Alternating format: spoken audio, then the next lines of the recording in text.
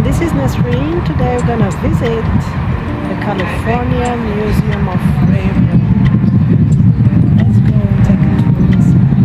Follow me. The museum is open daily from 10 a.m. to 5 p.m. The admission is $12 for adults and $6 for youths from 6 to 17. Some students came to visit the museum as well. Let's get inside. The museum opened his door during the 80s. It features 22 locomotives and railroad cars, some dating back to 1862. The first exhibit represents the Transcontinental Railroad Gallery, featuring the Chinese railroad workers' experience. The guideposts explain the conditions in which crews were working on the Sierra Nevada route. It was the greatest single challenge the Transcontinental Railroad project faced because of the wilderness, the weather, and the type of terrain they were working on. All the equipment used by the workers relied on pack horses and mules. The route required many expensive tunnels, bridges, cuts, and fills all along the track. Discrimination against Chinese workers grown a lot from 1852 to 1860, after Governor Stanford's inaugural address. Americans created the largest, most complex, and most efficient railroad network in the world for one reason: to make the United States one integrated whole. The museum counts 12 dozens. I met Specs. Hey, my name is Specs, S-P-E-C-S. My given name is John, but pretty much everybody is John, so I use Specs. I'm a docent here at the California State Railroad Museum, which happens to be a California state park.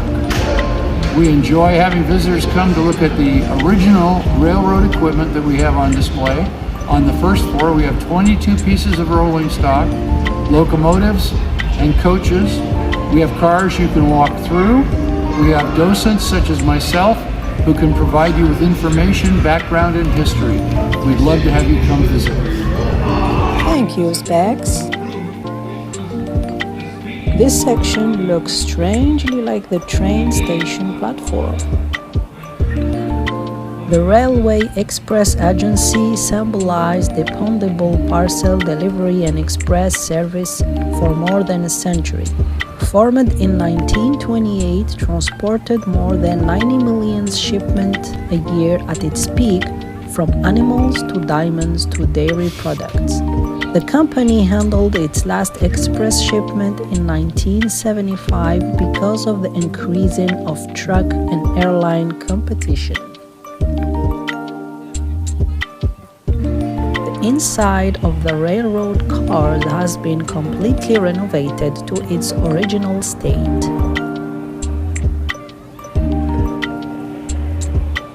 This part exposes the name of trains surrounded by romance like Daylight, California Zephyr, and others' names, suggesting images of speed, power, and elegance.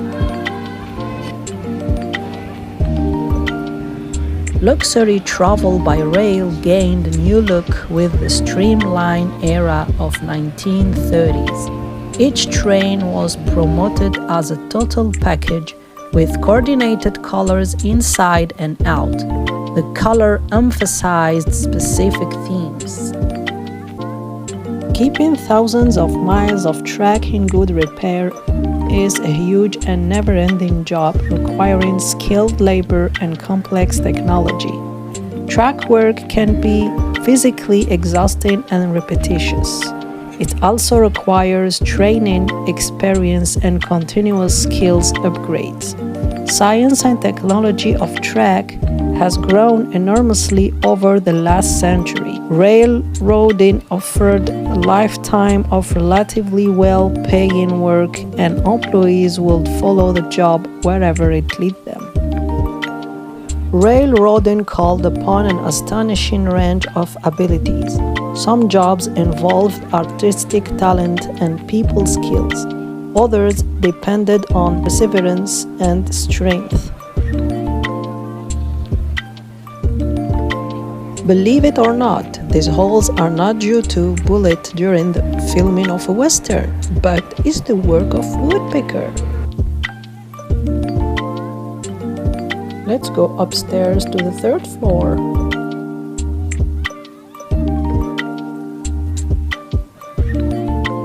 Hi Thomas. On your left side you will find a section dedicated to kids, a playground area with trains of course.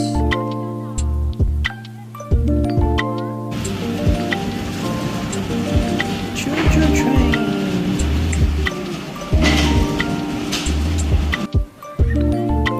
This section is consecrated to miniatures, scale model railroading.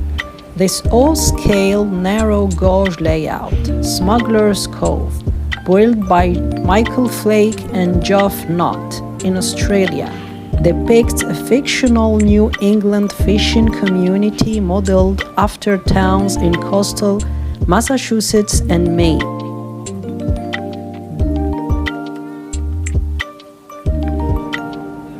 From the third floor, you have a nice view of the locomotive cars. Good spot to take nice pictures. We continue our visit through the pathway. More examples of locomotives. Hi, sir. How are you doing? This wall exposes different kind of magazines related to the trains world. To create your own scale model railroad, follow these steps. Step 1. Choose your scale and gauge. Then choose your railroad type. Choose track for your railroad. Create scenes for your railroad. Bring your scene to life with your creativity.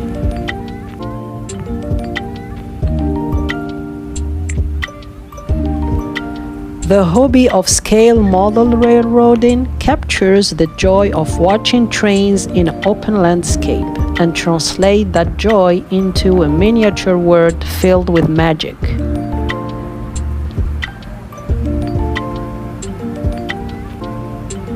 Some examples of tickets passes from different destinations back to the 70s and earlier. The wall of trains is one of the most impressive parts of the exhibit. This display depicts trains that ran over the rails in the US in the 50s and 60s. The trains are car-for-car replicas based on actual trains manifests. The Thomas W. Sefton Gallery offers to visitors the Magic of Toy Trains exhibit, with some 1,000 vintage toy trains. Learn how early toy trains evolved from pull and push toys to winds-up, friction-powered, and leaf steam and electric toy trains. Whether expert or novice, visitors of all ages will appreciate these remarkable toy trains.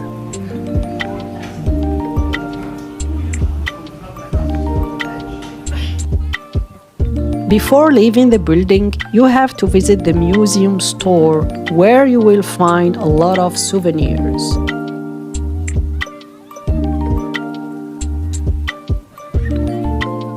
T-shirts, hats, caps, cards, books,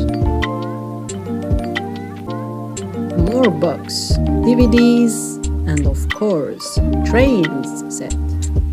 Let's continue our visit outside the museum with the Central Pacific Railroad buildings, Mechanic Exchange buildings, and the passenger station.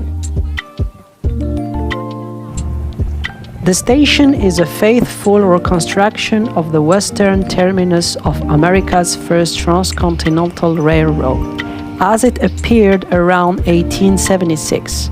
Visitors step back in time. You will see more vintage railroad locomotives, cars, and other equipment. I hope you enjoyed this visit tour of the California State Railroad Museum with me. See you next time to discover another place.